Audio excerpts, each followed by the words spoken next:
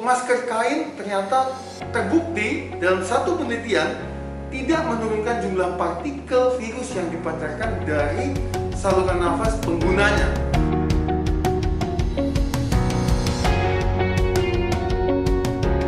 Masker, apapun itu, masker memang berguna dan seharusnya digunakan oleh semua orang.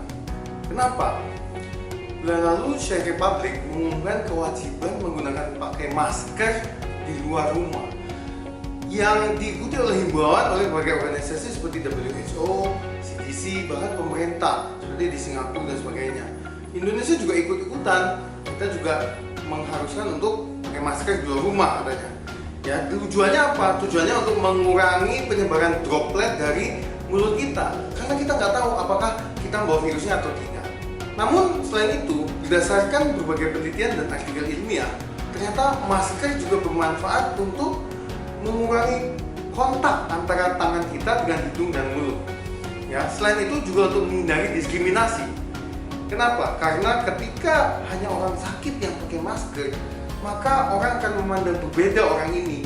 Orang akan mencap sakit, ya, dia mungkin juga dijauhi orang lain, dikatakan dia lagi sakit dan sebagainya. Tapi ketika semua orang harus pakai masker, maka orang tidak merasakan adanya diskriminasi. Nah, sayangnya, yang sangat disayangkan adalah dalam situasi pandemi seperti sekarang, ketersediaan masker medis ini kan jadi semakin susah, suka dicari di mana-mana. Bahkan CDC sendiri pernah mengkalkulasi bahwa dibutuhkan sekitar 2,6 miliar jumlah masker yang dibutuhkan di Amerika saja seandainya suatu saat terjadi pandemi influenza. Bayangkan 2,6 miliar masker hanya untuk 6 minggu supply, ya, kalau ada pandemi influenza. Banyak orang akhirnya terpaksa menggunakan masker kain buatan rumah tangga seperti yang dilakukan oleh rakyat Czech. Pertanyaannya, apakah masker kain juga aman seperti masker medis? Nah, sejumlah jurnal mengatakan bahwa penggunaan masker kain malah bisa memberikan rasa aman yang semu, ya, yang malah meningkatkan risiko. Karena apa? Karena mengurangi kewaspadaan seseorang dalam mencegah penularan.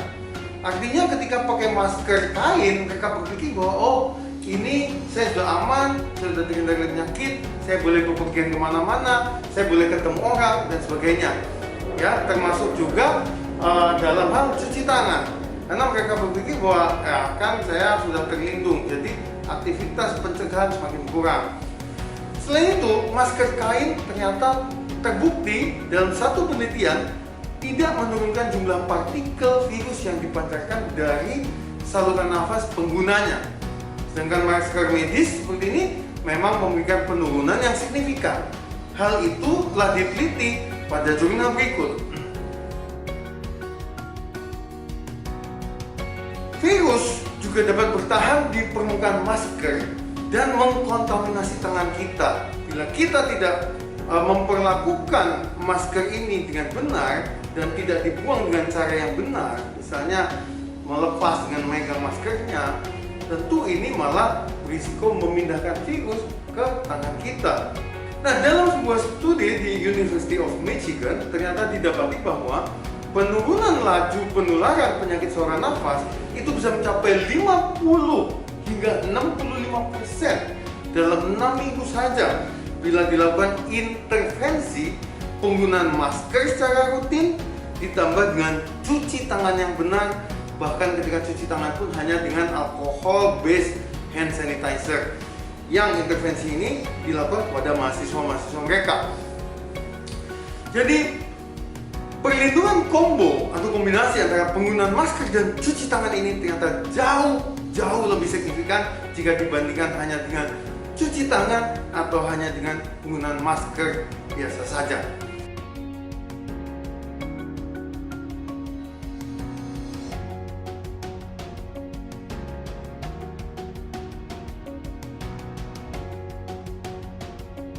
Kesimpulannya, jangan pernah berpikir bahwa hanya dengan pakai masker Anda terhindar dari COVID-19. Gunakan masker dengan benar.